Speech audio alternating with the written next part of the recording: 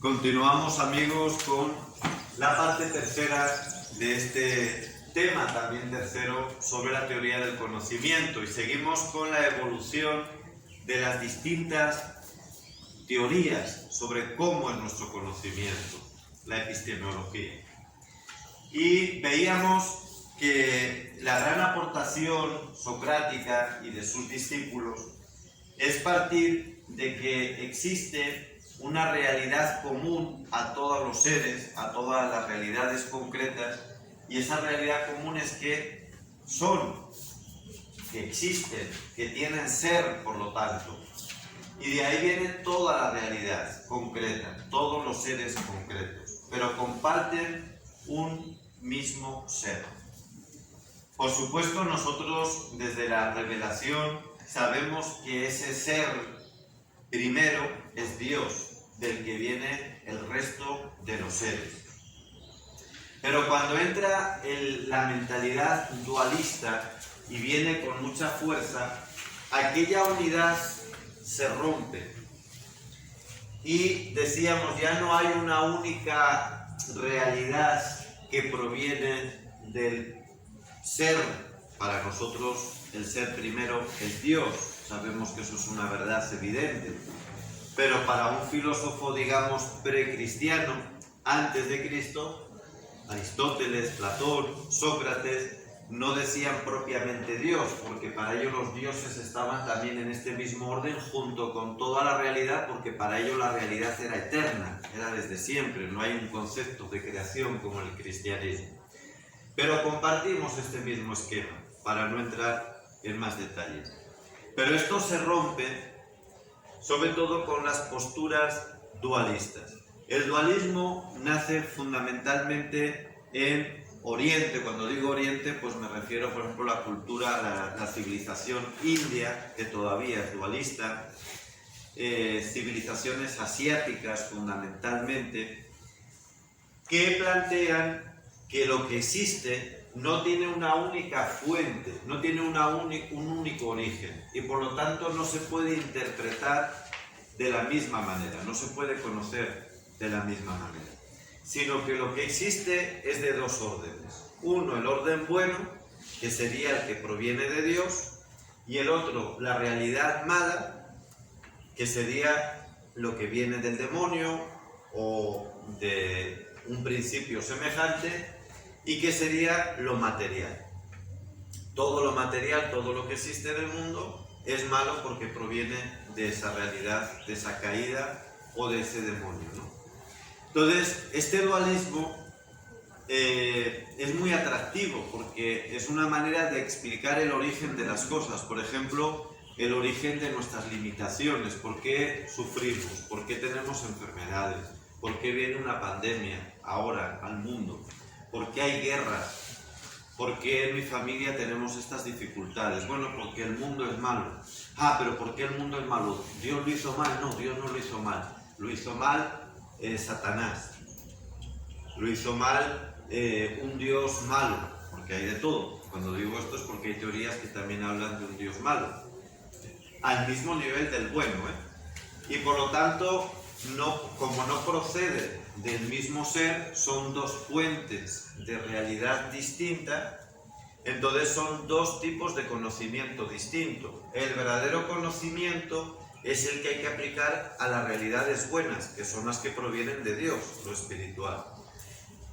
Para lo otro, no hay que aplicar un verdadero conocimiento, hay simplemente que saber sortearlo, aplicar un sentido práctico, pero no es un verdadero conocimiento. No tendríamos que estar hablando ahí de una verdadera teoría del conocimiento. Como les digo, esto es muy atractivo. Y en Occidente, donde primaba esta teoría, porque no olviden que la filosofía nació en Grecia, y desde Grecia se extiende principalmente al Imperio Romano, que era todo esto que estaba en torno al mar Mediterráneo, y eso luego, cuando queda fecundado por el cristianismo, va a dar origen a la cultura que llamamos occidental, que hoy está finiquitada, hoy está muerta, porque la hemos asesinado nosotros, nos hemos suicidado culturalmente hablando nosotros mismos.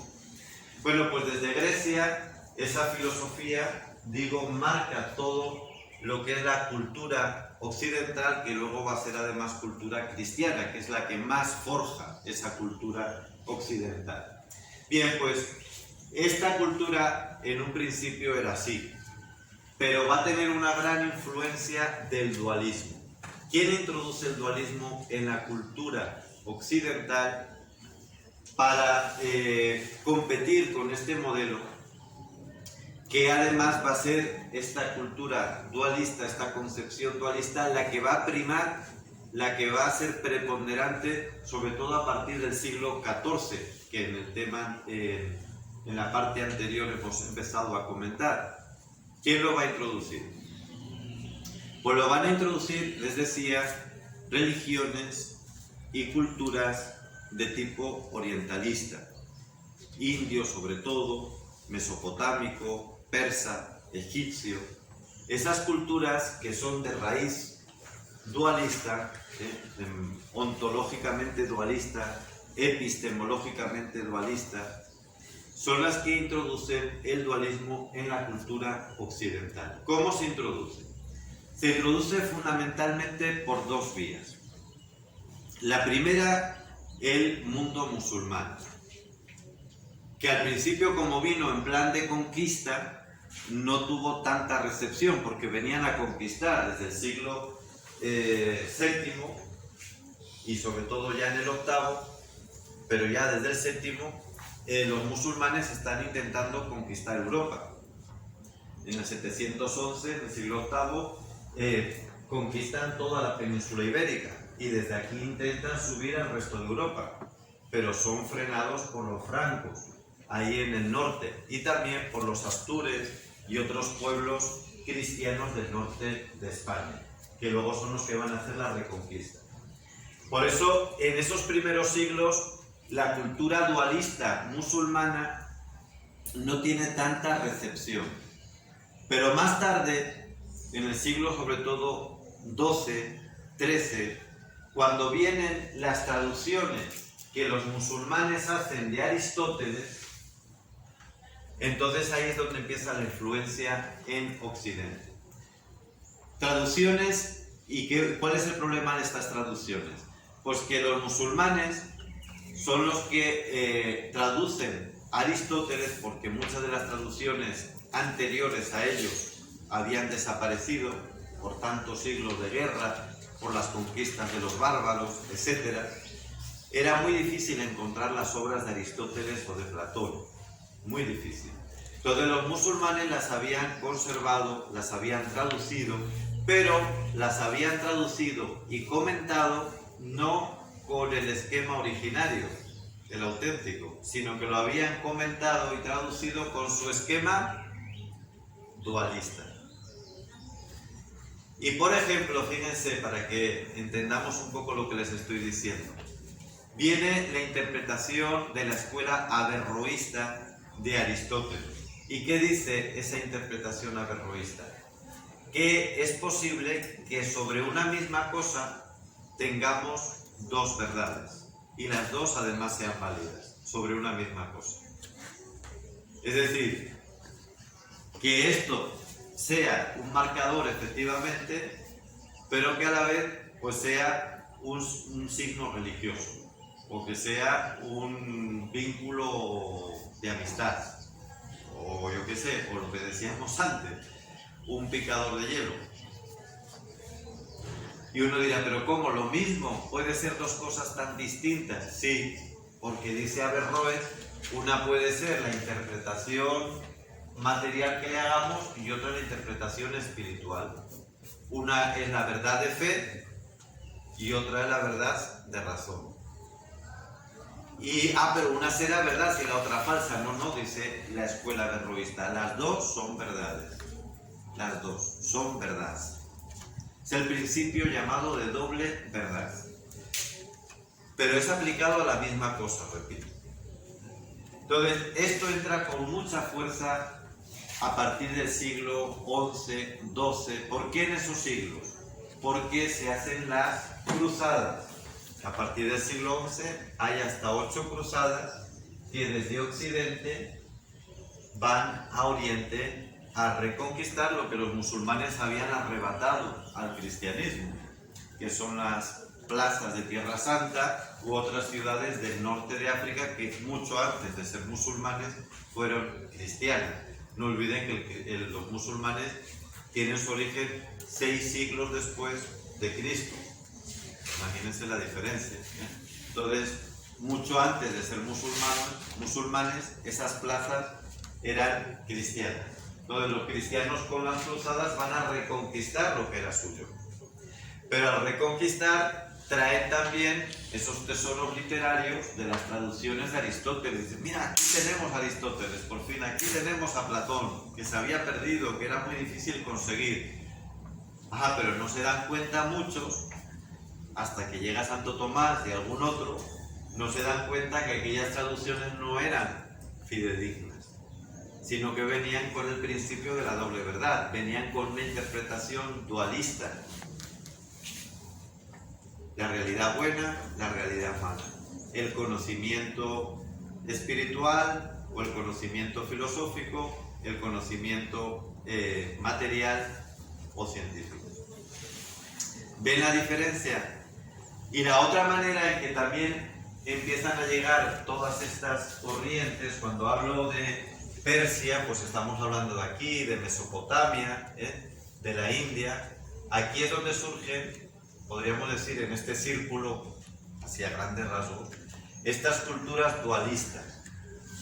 Bueno, pues la otra manera en que llegan a Occidente y contaminan esta interpretación, que es la correcta, la otra manera es con el comercio, que empieza a ser muy fuerte también, sobre todo a partir del siglo XI.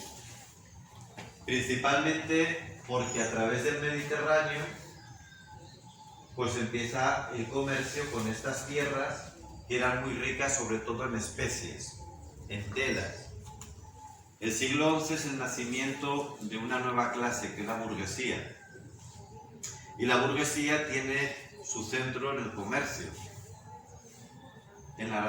Y al comerciar, pues no solo traen especies, o no solo traen telas, orfebrería, etcétera, sino que también traen esos manuscritos y traen las teorías no solo musulmanas, sino también de otras culturas, como les he dicho, de la India o de Persia, y todas esas culturas tienen una raíz dualista. Y así es como va introduciéndose el dualismo en la cultura occidental, que va a cuajar sobre todo en el nominalismo, en el siglo XIV.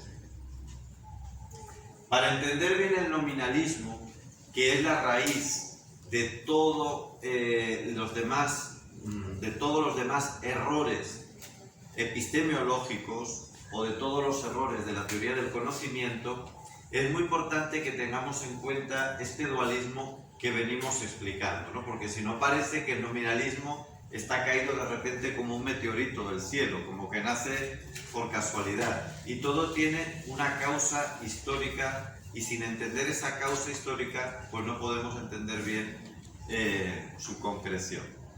Pues hasta aquí esta parte tercera.